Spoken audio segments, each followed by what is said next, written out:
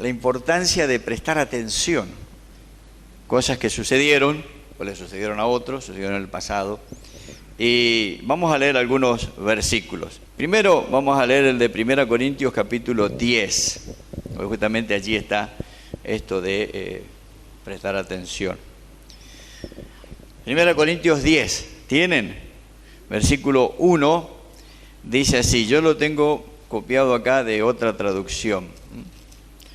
1 Corintios 10 dice un título que le pusieron a esta traducción, Advertencias basadas en la historia de Israel. Y empieza el apóstol Pablo a decir así, no quiero que desconozcan, hermanos, que nuestros antepasados estuvieron todos bajo la nube y que todos atravesaron el mar. Todos ellos fueron bautizados en la nube y en el mar para unirse a Moisés. Todos también comieron el mismo alimento espiritual y tomaron la misma bebida espiritual, pues bebían de la roca espiritual que los acompañaba y la roca era Cristo. Sin embargo, la mayoría de ellos no agradaron a Dios y sus cuerpos quedaron tendidos en el desierto. Esa es la historia. ¿Y para qué dijo todo esto Pablo? Toda esta explicación nos llevó a pensar en Israel para esta conclusión del versículo 6. Todo esto sucedió para servirnos de ejemplo, a fin de que no nos apasionemos por lo malo como lo hicieron ellos. Importante es que leamos la Biblia de punta a punta, que la leamos y la releamos, y aún en pasajes que nos parecen que no tienen sentido, vamos a encontrar enseñanza. Y esa enseñanza se va a aplicar a nuestra vida. Y nosotros tenemos que ser sabios de aplicarla. Por ejemplo, estudiamos los reyes de Israel y de Judá. Y a veces hay algunos pasajes que a mí me ponen mal, honestamente le digo leerlo, porque veo cada cosa que han hecho, leer la historia del rey Acab, de Manasés y de otros, me pone mal a veces, porque digo yo, ¿cómo puede haber tanta maldad, tanto desorden, tanta rebeldía contra Dios? Pero yo lo tengo que leer para aprender de ellos a no hacer eso. Después leo la historia de los reyes, como vimos la vez pasada de Asa, que encontró las escrituras, la ley y lo que él hizo. Bueno, eso me alienta a mí a obedecer al Señor. Vamos a tener ese cuidado, ¿no? De no imitar o no hacer lo malo que ellos han hecho. Fíjense, por ahí uno dice, no, si yo leo libros de genealogía, me aburren. Pero leyendo las genealogías, yo encontré algo. Ustedes saben que había muchas tribus que tenían el nombre de el que comenzó, la tribu de Amalek, la tribu de Judá, la tribu de... Bueno, Amalek no es de Israel, por supuesto, ¿no? Pero Judá, Benjamín, era el nombre del hijo de Jacob, del cual sale la... Y también había pueblos, como los amonitas que venían de Amón, los amalecitas que venían de Amalek. Y en la historia, en la explicación bíblica, en la aplicación para la actualidad, la tribu de Amalek, ¿qué es lo que significa en nuestra vida espiritual? La carne, ¿qué significa la carne? No el asadito que algunos tendrán la suerte de comer hoy, sino la vieja naturaleza. Leyendo las genealogías, encontré quién era el abuelo de Amalek, de quién descendía él. ¿Saben quién era abuelo de Amalek? Esaú. ¿Quién era Esaú? El hermano de Jacob. Un carnal a la máxima potencia, porque cambió algo tan importante en aquella cultura, en aquel tiempo, que era la primogenitura, por un plato de guiso. Es cierto, el guiso es riquísimo, hermano, pero no para cambiar la primogenitura por un plato de guiso. Encima con tan poco razonamiento, dice, ¿para qué quiero la primogenitura si no como me muero? ¿Cómo se iba a morir? ¿Cómo se iba a morir por no comer? Tenía hambre, sí, pero se iba a su casa, agarraba un pedazo de pan, se hacía un sándwich de jamón y queso y terminó el problema. Carnalidad total. Entonces, acá veo, Amalek, claro, ya trae. Y de hecho nos muestra otra cosa más, esa genealogía. Esaú es una línea, Jacob es otra línea. De Jacob viene el pueblo de Israel. Del pueblo de Israel viene Jesucristo. Por lo tanto, la otra línea no es la línea que lleva al reino, o sea, que pertenece a la familia de Dios. Entonces, los detalles. Por ejemplo, ustedes leen el libro de Números. ¿Por qué se llama Números el libro? Por los censos, porque es un libro de números, por los censos. el número de hombres preparados para la guerra, o sea, en edad de guerra, es superior en el primer censo, cuando salen de Egipto, que el último censo cuando van a entrar a la tierra prometida. ¿Qué nos muestra eso? La decadencia del pueblo, como fueron menos por causa de su rebeldía. O sea, uno dice, es un numerito, pero te enseña, te trae una enseñanza, me trae algo.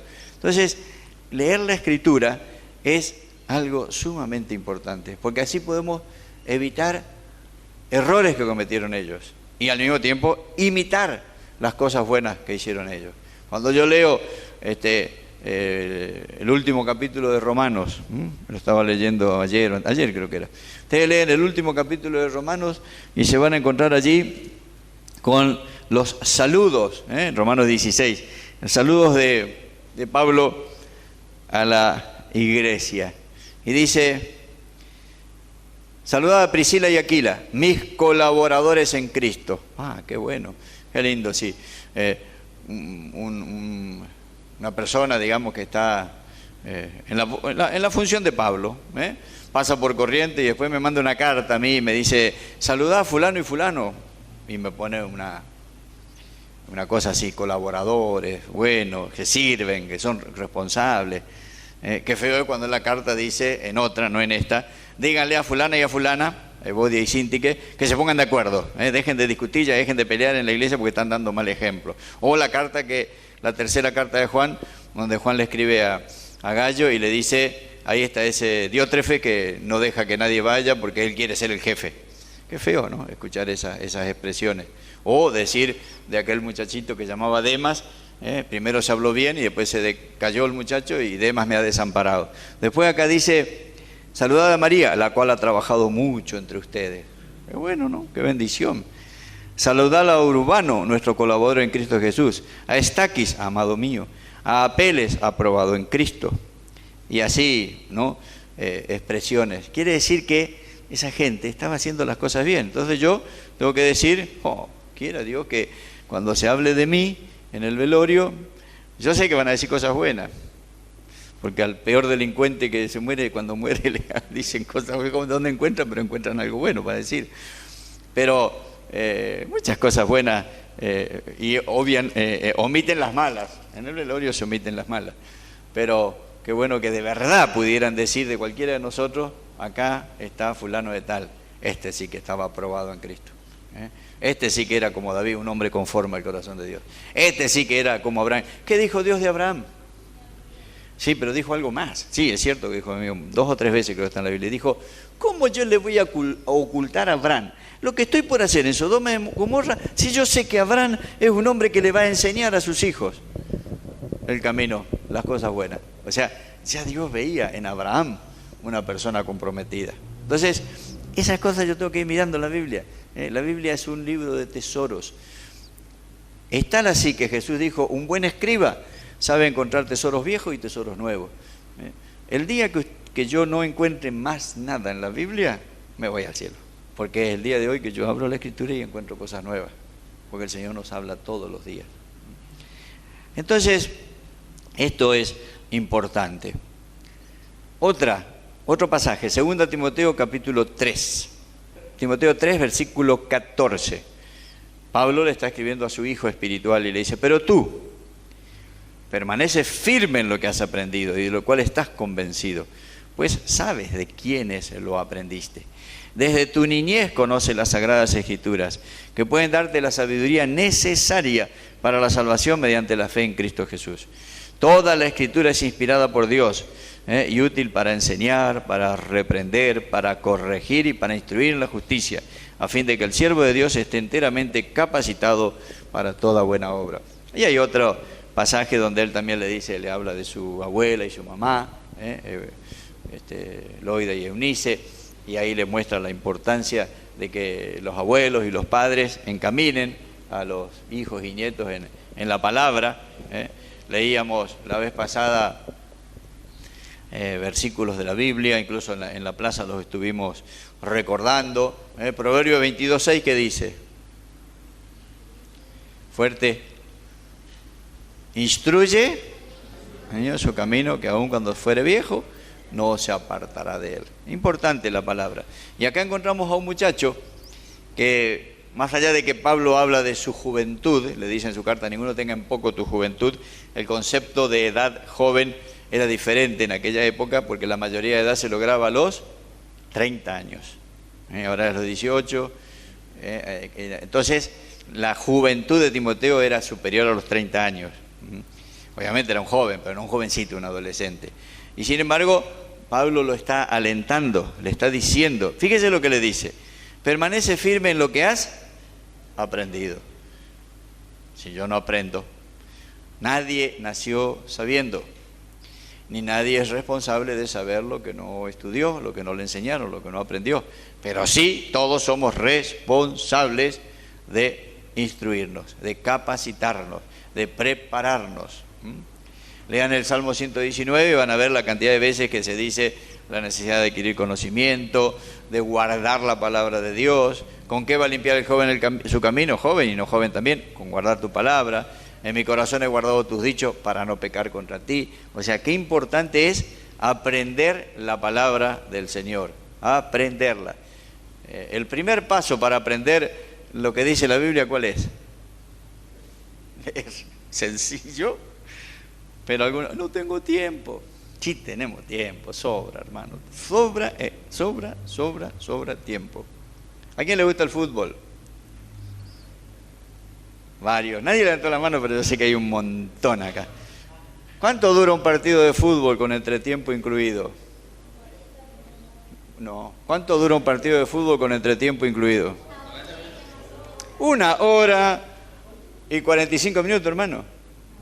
Son 45, más 45, más 15. ¿Y nunca miran un partido de fútbol? No, nunca miran, ¿no es cierto? No miran, no. Bueno, está bien, Dios le bendiga. Pero mirarán otra cosa, la novela turca, árabe, francesa, mexicana, brasilera, argentina, todos miramos algo. A mí me gusta mirar pasapalabra, aprendo cosas, pero yo no me enloquezco. Ustedes saben muy bien, porque ya muchas veces lo dije, que a mí me encanta mirar las carreras de autos. Y la parte más linda es las que están pasando ahora, porque son las series. A mí no me interesa. El día que pasamos la reunión de la noche a la mañana, se terminaron para mí mirar las carreras de auto. No me enfermé por eso, no me hizo daño. Ahora si llego a casa y me alcanza el tiempo, veo la final. Y si no la puedo ver, porque a veces nos quedamos acá en la iglesia, no me hace daño. Y si tengo que hacer otra cosa, leer la Biblia, visitar a alguien, salir a hacer algo, y lo haré. O sea, tiempo hay. El que me dice que no tiene tiempo, miente, discúlpeme, miente. Y la mentira es un pecado muy grave delante de Dios. Entonces, persiste firme, permanece firme en lo que has aprendido, pero le agrega algo más, Pablo. Y de lo cual te persuadiste, dice alguna traducción, la que yo tengo acá escrita, dice, te has convencido. Porque más allá de que nosotros tenemos que obedecer lo que dice la palabra de Dios, lo entienda o no lo entienda, hay ciertas cosas que se obedecen, hermano, se obedecen. ¿Quién entiende, por ejemplo, que en una esquina donde no vienen autos de ningún lado, uno mira bien y no hay ni a 100 metros para allá, ni a 100 metros para allá un auto, igual uno se tiene que quedar parado porque está el semáforo en rojo? ¿Por qué no cruzo? Más vale, y no pierdo tiempo.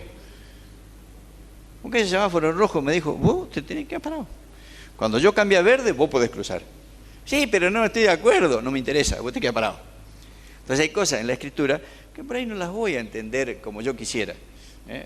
De hecho, la Biblia no nos va a mandar tirarnos del puente, pegarnos un tiro, no nos manda a hacer como los faquires de la India, que se acostaban sobre clavos o hacían...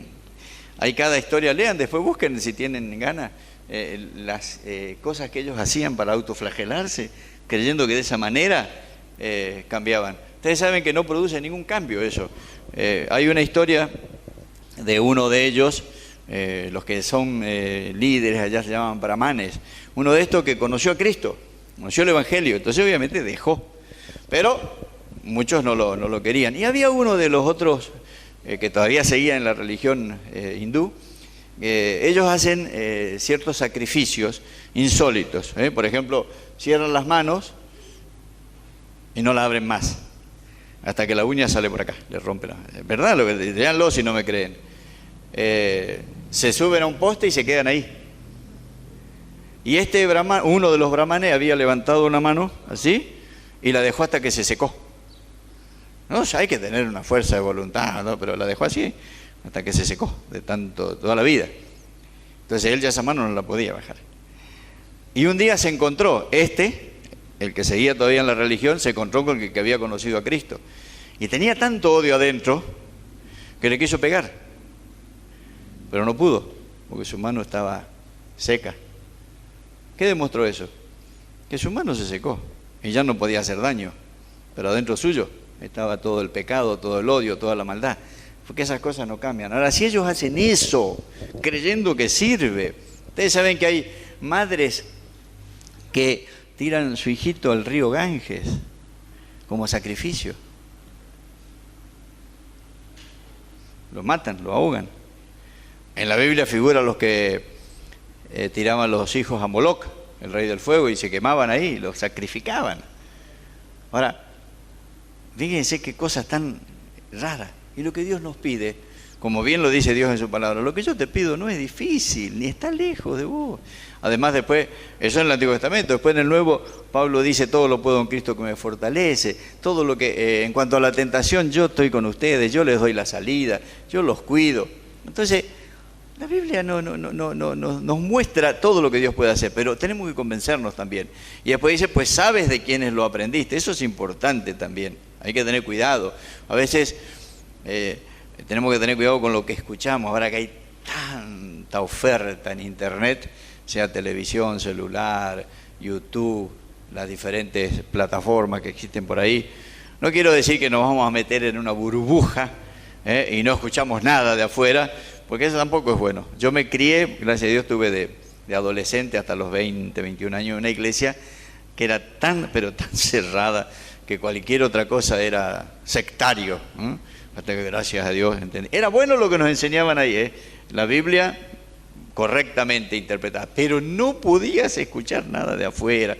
Incluso tenían muchas exigencias en cuanto a la vestimenta y esas cosas. Pero eso no es bueno, eso no es bueno. Si nosotros tenemos nuestros hijos encerrados en casa y no les dejamos conocer el mundo, un día van a tener que salir al mundo y les va a ir mal, porque no conocen nada. Obviamente nosotros tenemos que educar de tal manera que cuando salen no sean desviados por cualquiera, no sean atraídos por cualquiera, llevados a cualquier lado. Y lo mismo en esto. Por eso es que el consejo es, si van a escuchar cosas, fíjense a quién escuchan, fíjense qué escuchan, o pregunten si por ahí no saben. Porque por ahí decimos, uy, qué lindo lo que dijo, pero no es correcto a veces. Hay cosas que nos pueden... Hoy está muy de moda predicar acerca de la gran prosperidad, de los famosos decretazos, decilo y sale.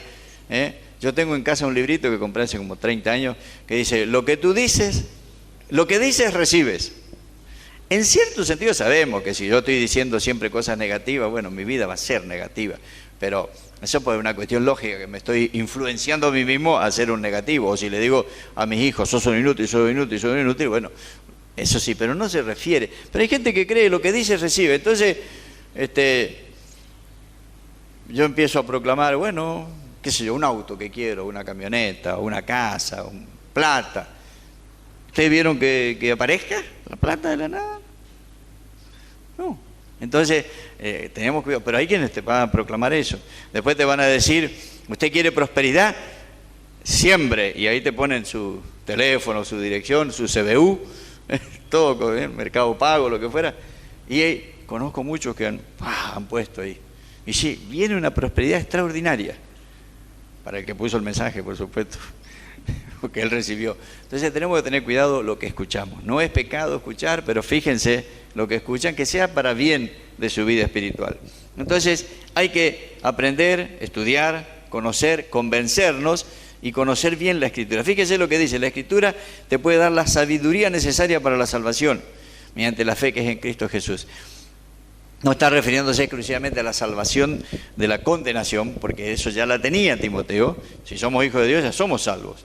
Pero una cosa es la salvación de la condenación eterna, y otra es la salvación diaria, constante, que necesitamos de parte del Señor porque estamos en un mundo hostil, en un mundo donde nos ataca de mil maneras, donde hay tentaciones por todos lados,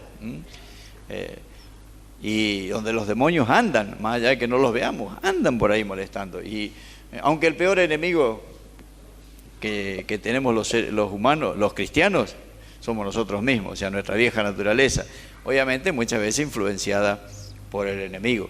Tenemos que tener cuidado que vemos, que leemos. ¿Y por qué? Entonces la Biblia me da la sabiduría.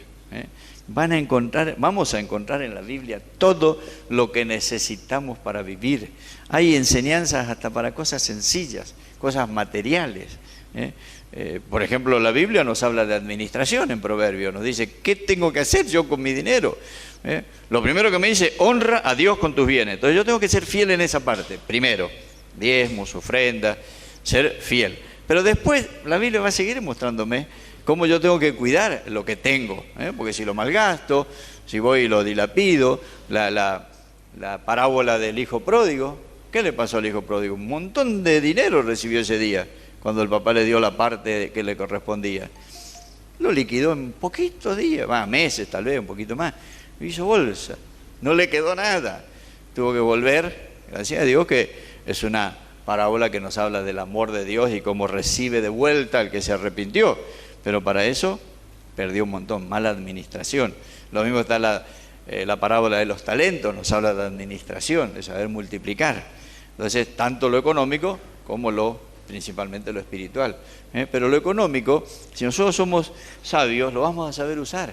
Fíjense que, ¿cuál es el consejo que Pablo le da en una de sus cartas? Dice, el que robaba, no robe más, sino para comprarse el nuevo televisor, el más moderno, la nueva moto, el nuevo auto. Para eso era, ¿sí? Ahora trabajen para tener lo necesario y poder ayudar a otro también, porque esa es una buena administración. Obviamente, también la ayuda a otros debe hacerse sabiamente. Pablo no dice que el que no trabaja no coma, porque hay gente que no trabaja porque no puede. Pablo es muy clarito, dice, el que no quiere trabajar, que no coma. Hermano, si vos no querés trabajar, no venga a mi casa, yo no te voy a dar de comer, y a vos tampoco. Pero si no tenés trabajo y estás mal por alguna X razón, sí, yo tengo que ayudarte, porque para eso Dios me dio algo, yo tengo que compartir. Con el vago, no. Es clara la Escritura, buena administración, para todo la Biblia, para la salud, para las relaciones interpersonales, lean el libro de Proverbios, para la familia, Efesios, Pedro, el Antiguo Testamento, para todo. Bueno, vamos a otro pasaje, porque se nos va el día, no la hora. Este primero que está acá arriba. Romanos 15, versículo 1. Los fuertes en la fe debemos apoyar a los débiles en vez de hacer lo que nos agrada. Cada uno debe agradar al prójimo para su bien, con el fin de edificarlo. Porque ni siquiera Cristo se agradó a sí mismo, sino que, como está escrito, sobre mí han recaído los insultos de tus detractores. De hecho, todo lo que se escribió en el pasado se escribió para enseñarnos, a fin de que, alentados por las Escrituras, perseveremos en mantener nuestra esperanza. Que el Dios que infunde aliento y perseverancia les conceda vivir juntos en armonía conforme al ejemplo de Cristo Jesús, para que con un solo corazón y una sola voz glorifiquen al Dios y Padre de nuestro Señor Jesucristo. El 4 es el centro, por decir así, la conclusión, la aplicación. De hecho, dice, todo lo que se escribió en el pasado se escribió para enseñarnos, a fin de que, alentados por las Escrituras, perseveremos en mantener nuestra esperanza. Y acá, la enseñanza de acá es que los fuertes, y no es esto para enorgullecerme, si yo soy fuerte, sino que uno entiende que por los años de estar en el camino del Señor, por las pruebas que ha pasado, por las situaciones que ha vivido, ha alcanzado madurez. Cuando la Biblia habla de perfección, el otro día estaba mirando la versión, la King James en inglés, no habla de perfección, habla de madurez. Y es más correcto eso, porque perfección no logra nadie absoluta. Pero los que por la gracia de Dios vamos alcanzando madurez, la madurez me dice, bueno, yo tengo que preocuparme, apoyar a mi hermano, es nuevo, es débil en la fe. Ojo que tener mucho conocimiento de la Biblia no significa tener una madurez espiritual. Obviamente ese conocimiento bíblico nos va a llevar a la madurez, pero uno puede tener mucha capacidad para memorizar, para guardar pasajes, para saber cosas de la Biblia y no ser maduro. Pero tenemos que madurar y vemos a alguien que está más débil y lo ayudamos. Hay veces personas que por ahí se confunden por una cosa sencilla, entonces hay que alentarlos. Por ahí a veces nos encontramos con que siervos de Dios conocidos, pastores muy conocidos, han caído lamentablemente en algún pecado. Y eso al más débil lo puede debilitar y decir, uy, ¿cómo fulano que yo lo conocía? Me acuerdo hace muchos años se lo veía a Jimmy Swaggart por televisión, era extraordinario lo que hacía, convocaba a miles de personas, lamentablemente cayó en pecado. Después se restauró, gracias a Dios, y sigue predicando. Obviamente su impacto, o sea, bajó un montón, no es lo mismo que era antes, no es su mensaje, sino la convocatoria que tiene. Pero él está bien, gracias a Dios, se arrepintió. Pero en esa caída de él, muchos se sintieron mal, porque se alejaron. Acá en Corrientes hace unos cuantos años hubo una pelea muy grande, lamentablemente en la iglesia más grande de Corrientes, la Filadelfia, y eso significó que se armaron muchos grupos, pasaron algunas cosas, pero hubo personas que se alejaron del Evangelio. No soportaron, no pudieron entender la situación. Bueno, a esos débiles es que hay que alentarlos y decir, mira, hay humanidad. O sea, no somos perfectos, no justificamos el pecado, pero si alguien cae, entonces cuidarnos de eso. Y además, fíjense, dice, tenemos que apoyar en vez de hacer lo que nos agrada. Muchas veces decimos, bueno, a mí me gusta así, yo hago así, yo soy así. Pero presta atención a tu hermano. Fíjense en la comida, por ejemplo, en la casa. A la gente le gusta... a una persona le gusta una cosa, a la otra le gusta la otra. Entonces, ¿qué hacemos? Y alternamos. Yo tengo esa costumbre. A mi esposa le gusta una cosa, a mí me gusta otra, entonces, bueno, 10 veces hago lo que yo quiero y nunca lo de... No, un poco cada uno. Por ejemplo, la ensalada a ella le gusta con limón, a mí con vinagre. ¿Qué hago? Le pongo primero limón y después vinagre. Pero mirad también lo que le gusta al otro. Por ejemplo, los que viven en Buenos Aires, todos los años tienen algunas familias, por eso tienen la discusión de vamos al mar o vamos a las sierras. En Buenos Aires los dos destinos son mar o sierra. Y bueno, conozco familias que siendo sabias dijeron un año vamos a Mar del Plata, otro año vamos a Córdoba, en vez de estar peleando todos los años. Bueno, es un ejemplo así sencillito para que no es hacer solo lo que me agrada. Fíjese, el 2 dice, cada uno debe agradar al prójimo para su bien, con el fin de edificarlo. No es agradar, vos querés emborracharte, vení, yo te voy a ayudar a emborracharte. Eso no es agradarlo. Es fijarse, ¿por qué tratarlo mal? ¿Por qué decirle que todo lo que está haciendo está mal? Mirar en qué podemos ayudarlo, en qué podemos edificarlo. Y si realmente lo que esa persona está haciendo no es lo mejor, con una buena manera de tratarlo, va a cambiar, va a mejorar. Hay dos cosas que tenemos que tener siempre en cuenta antes de estar juzgando, criticando o desagradando a otros. Primero, que nosotros tuvimos que ser enseñados por otros, cambiamos. Lo que podamos hacer bien ahora no es que siempre lo hicimos, en la época lo hicimos mal. Esa es una. Y el otro día hablaba con un pastor por ciertas situaciones que están dándose por esto del mes de la Biblia, ¿no? De algunos que son así. Y entonces él me decía, mirá, yo, igual que vos, me dice, hay cosas que hace un pastor que a mí no me agrada. Y cosas que hace otro pastor que a mí no me agrada. Pero no me preocupa. Él lo hace así, que lo haga así. No es un pecado, no está en una herejía, es una forma de ser. Y sí, le agregué yo. Y además nunca tenemos que olvidarnos de algo. Que si el pastor fulano hace algo que a mí me desagrada y aquel otro fulano pastor hace algo que a mí me desagrada, seguramente que yo hago cosas que a ellos también les desagradan. Entonces, con esa mentalidad, la mente de Cristo, nosotros podemos decir, no, voy a cuidar a mi hermano. Si mi hermano quiere tomar mate dulce, y que lo tome. Yo no lo tomo. Y se terminó el problema. Y a veces también los he acompañado. Ahora no se toma mate, no se comparte mate. Pero tenemos que aprender, y especialmente en lo espiritual. Por eso dice que lo que se escribió fue para nuestra enseñanza. Y que haya en nosotros una buena esperanza, que vivamos, fíjese el 5, que el Dios que infunde aliento y perseverancia les conceda vivir juntos en armonía, conforme al ejemplo de Cristo Jesús.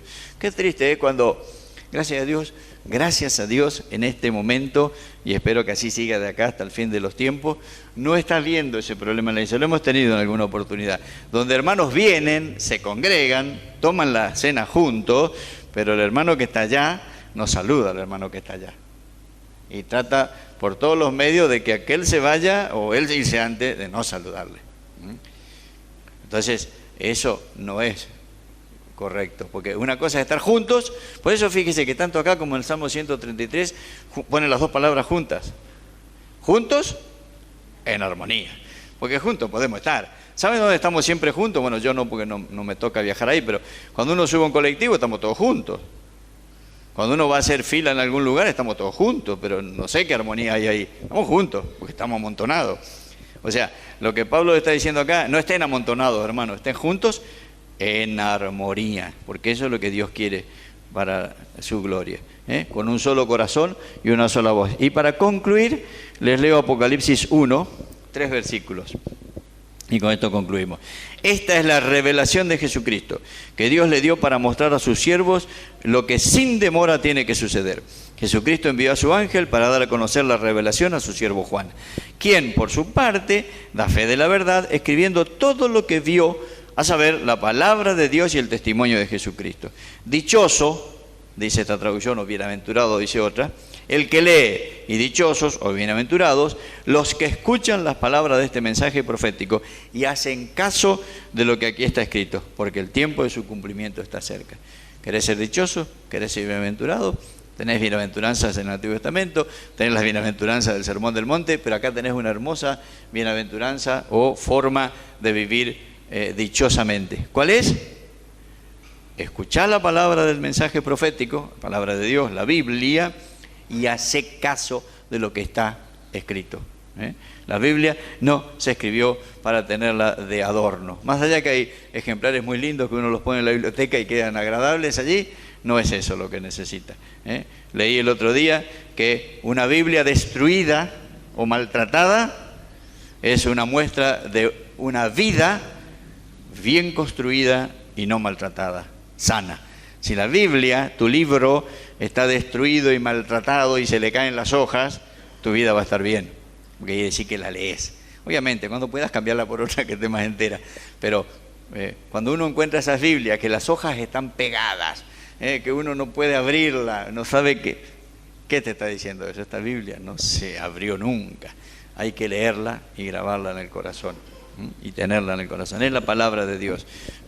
Que Dios nos bendiga. Vamos a ponernos de pie para orar. Amado Padre Celestial, gracias por tu palabra en esta mañana. Gracias por este tiempo que pudimos tener de alabanza, de adoración, de ministración. Gracias por todo lo que tú nos das y que reconocemos que no lo merecemos. Rogamos que nos guíes, que nos bendigas en este día, que nos guardes, Padre, para poder honrarte y adorarte en todo lo que hacemos en el resto de este día, en esta semana que ha comenzado, que nos guardes, nos bendigas en trabajos, estudios, como dice tu palabra, guardará tu salida y tu entrada, todo, desde la mañana hasta la noche y aún el descanso, que en todo momento, Señor, estemos guiados, protegidos y bendecidos por tu hermosa y gloriosa presencia. Gracias por las Escrituras que nos has dejado, que nos guían, Señor, que nos muestran cómo debemos vivir, qué es lo que tenemos que hacer, nos hablan de lo que pasó, de todo lo que sucedió para nuestra enseñanza, nos muestran lo que está sucediendo y nos advierten y nos anticipan el futuro. Gracias, Padre. Gracias por la pronta venida de tu Hijo amado, a quien estamos esperando anhelosamente, deseando su regreso, anhelando estar contigo, Padre, para disfrutar por toda la eternidad. Te honramos y te adoramos en el nombre del Señor Jesús. Amén y amén. No se olviden, hermanos, que Dios nos ha bendecido en estos últimos tiempos con la conectividad a través de Internet, lo que se llama online. No se olviden, es una bendición. A veces no nos podemos convocar o congregar, pero tenemos el martes a las 9 de la noche el estudio, el jueves a las 9 de la noche la oración, el viernes a las 6 de la mañana la oración, y en cualquier otro momento que ustedes quieran convocarse, hay un link. Lo abren, envían un anuncio, nos juntamos para charlar un ratito, el link está abierto, lo puede usar cualquiera, ustedes lo conocen, ahí lo tienen, el link Iglesia UEA. Mantengamos esa comunión que de otra manera por ahí no se puede, por horarios de trabajo, actividades, distancia. utilicemos, es un regalo que Dios nos ha dado. Dios les bendiga. En su justicia y en la cruz, de nadie más dependeré, solo en su nombre confiaré.